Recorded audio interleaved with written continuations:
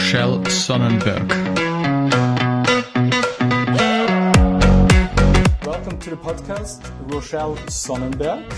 We met, I think, nearly 1 year ago here at the Microsoft office for a M365 conference. Yes. And you invited me as former MVP community manager to did my Get Shit Done in IT, or we named it Get Stuff Done session in IT for us MVPs. So would you please introduce yourself a little bit, just to tell us what you're doing right now, and then we start over. Sure. So I'm Rochelle Sonnenberg. I am a community manager focused on technical professionals working at the intersection of AI and developer relations. As Michael said, I've had leadership community management roles at Microsoft and Elastic, and I'm currently building an in-person community called Developer Relations Meets AI, where community building, technical advocacy, and cutting edge AI converge. If you want, you can check out our LinkedIn group at Developer Relations Meets AI. Okay, sounds interesting. So we come to that a little bit later. But every day we face new tasks, to-dos, requests, something comes into our life, professional or personal. And that is requiring our attention. It comes in by minute, by daily, by minute, and so on. So how do you deal with all those things coming into your life and needs to be done? Gotcha. It can be challenging, but I like to keep my goals visible, and I've learned to manage the unexpected, which is really always part of life, and build systems around that. I utilize my Google Calendar and keep my Slack open and budget in for time for changes that might occur throughout the day, and always confirm meetings the day before. Okay. Why a day before? Because people sometimes change, and I ideally would like AI to start doing that, but I've noticed sometimes people like having that confirmation, so it helps make sure that people are definitely going to make it, and it makes them maybe feel guilty if they don't end up showing up. But why not on that day you receive the invitation? Okay, that might be an interesting point. So are you maybe not sure to attend, or maybe not? Oh no, I'm saying I don't confirm the meeting the day before. I confirm that they can. Okay, that's very No, right. I confirm right when I get the invitation. Yeah. Okay. Yeah. So email and instant messaging have become central to our communication. It might email, it might be Teams, it might be Slack, it might be WhatsApp, whatever you call it. How do you organize all those new informations, all those messages coming into your life? Sure. So I basically treat email like my archive. And stuff that I need to respond to, track or file away. Messaging is always present throughout the day, so keep that open, and I keep my priority threads pinned. I mute what's not urgent, and I check in on times where I'm constantly reacting. I have learned to build some rituals where I go through and organize what I need to do the next day to make sure that things go smoothly without being focused on the notifications. Okay. So how often a day do you check your emails? Oh, that's challenging. Probably morning, afternoon, evening. Really? Yeah. That's good? Wow. Okay, so no notification about new emails? It depends. If something is urgent, then I'll be checking throughout it. So it very much varies. If I'm expecting something, I will check it. But I try not to be checking it as much as I can. Okay. It's challenging. Okay. So sometimes specific moments show us that we need to change our approach and how to deal with all those to-dos. For my example, it was around 15 years ago. I changed my employer, and I saw that I need to change how I handle all those things and to be more productive. Was there any special moment for you where you maybe faced some problems and maybe tried to change anything? Sure. It was actually when I joined Microsoft, leading the MVP program. I thought that I had my systems down packed, but part of the job was managing relationships in various different time zones and trying to make sure that everything was personal at scale. There was this one week when I was managing 3 initiatives while onboarding new community leads, and I hit a wall. My inbox was full. I was getting multiple pings on Teams with multiple event attendance spreadsheets open. I realized I kind of need to rethink this because I emailed an invite to this Women's MVP initiative that wasn't part of the program, and I felt really embarrassed. And so I started to think, you know what, I need to focus on one task, ensure I didn't make that mistake again.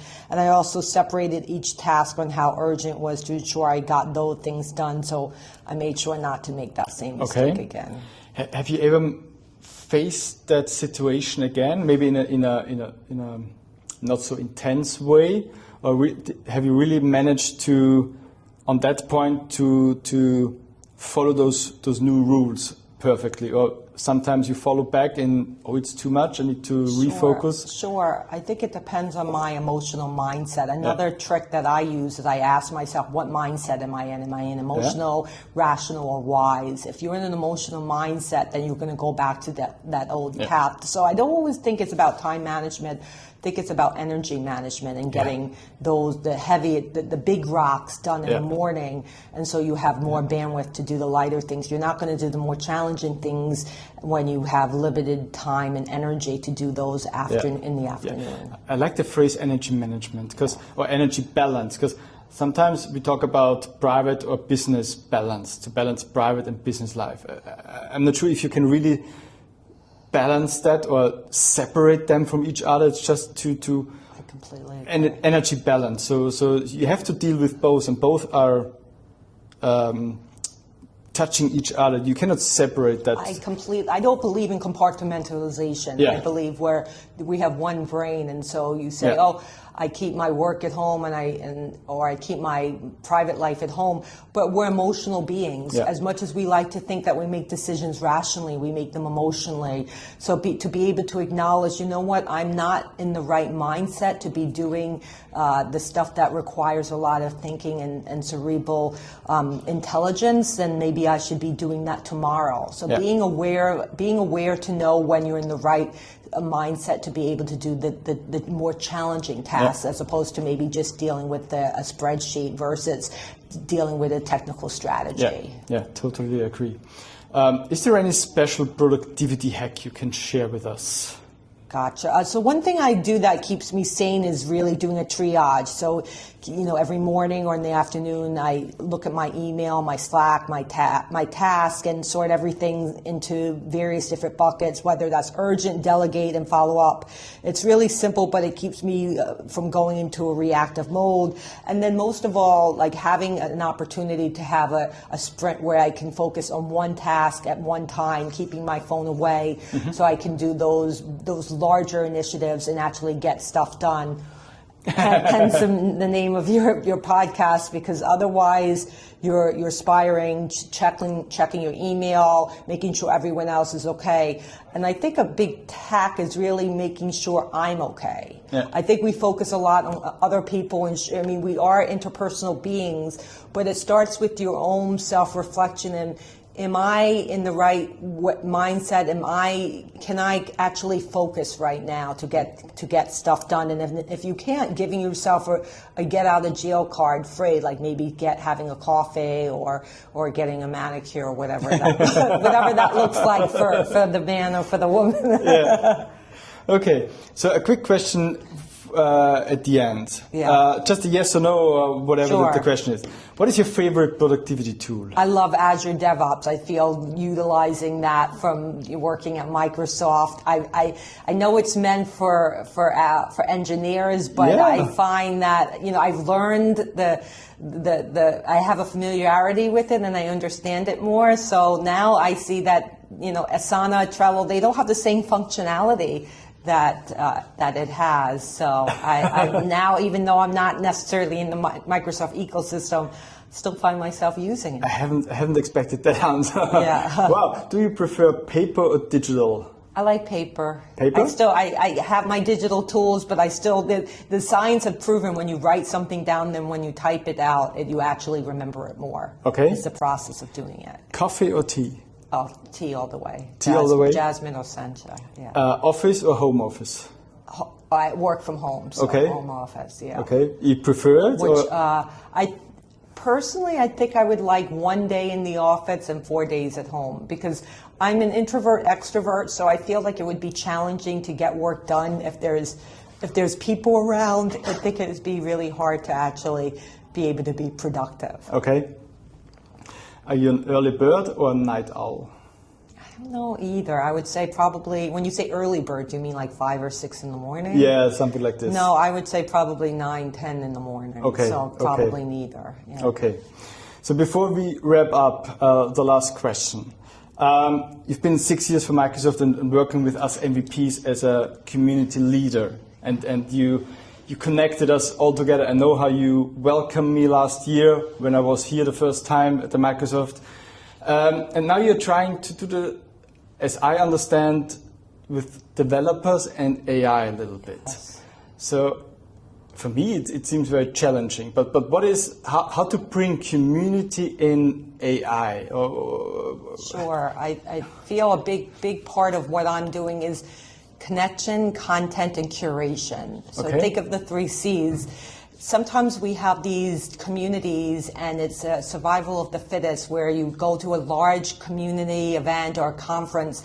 You don't know how or why you're with the people in the room. So a big part of developer relations meets AI is having a level of curation. Mm-hmm. The events are going to consist of having small pods where you're deliberately and thoughtfully put in a circle with 5 other folks mm-hmm. to be able to talk about AI tooling. And one of our future events is going to be talking about the top AI tooling for the DevRel professional. Mm-hmm. From the feedback that I've heard is that there are a number of tooling, a lot of resources being thrown left and right at lightning speed, and we just don't know which ones to choose or how to choose them.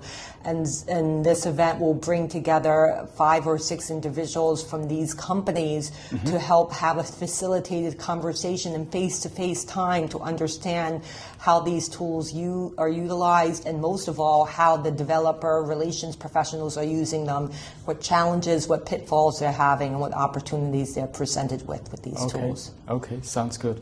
Rochelle, thank you very much. Any last words? How to connect with you? Maybe sure. Maybe some companies who want to work together with you. Any last words? Sure. It's such a pleasure to meet with you. I'd love to work with Snowflake, Cloudflare, a number of AI companies to learn how we could get in front of the right individuals for as their customers. You can reach me at Rochelle Sonnenberg, ROCHELLE, Sonnenberg, SONNENBRG at LinkedIn. So thank you very much. We'll put that in the notes so make sure they can contact you, whoever wants to. Thank you very much again. Thank you. If you enjoy this podcast, if it brings you joy, provides value, and you perhaps even listen to it on a regular basis, then I have a request for you today. I need your support to help the podcast grow and reach more people. What you can do is very simple. Subscribe to it on your preferred platform, leave me a comment, a rating if you liked an episode, and share it on social media. I want to reach every IT professional out there and help them better organize themselves. And I'm extremely grateful if you help me with this.